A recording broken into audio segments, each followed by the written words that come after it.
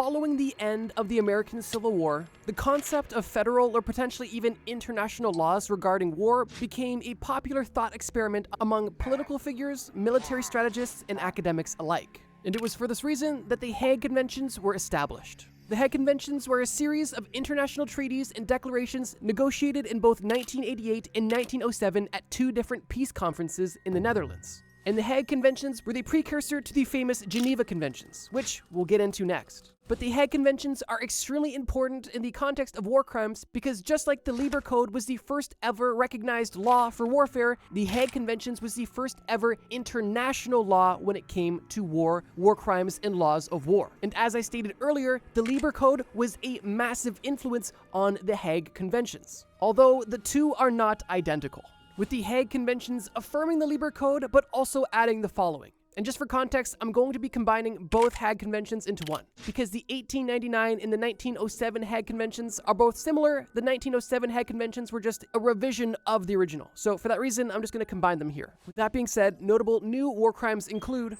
killing or wounding an enemy who has laid down his arms or no longer has a means of defense, improperly using national flags, military insignias, or military uniforms, using bullets which expand or flatten easily in the human body, attacking or bombarding towns, villages, dwellings, or buildings that are undefended, looting towns that are occupied, declaring no mercy or refusing surrender, forcing civilians in occupied territories to give up information about their country's army or its means of defense, collective punishments for acts of individuals, general destruction or pillaging of private property unless demanded by military necessity, attacking hospital ships or medical personnel, not respecting neutral powers and territories, and automatic submarine contact mines must not become indiscriminate hazards after control is lost. Which I have no idea how you would even go about, well, collecting mines in an area you've already lost. Like, if the mines are there and then you've lost control of the area or the mine itself, I don't know how you're going to make it indiscriminate.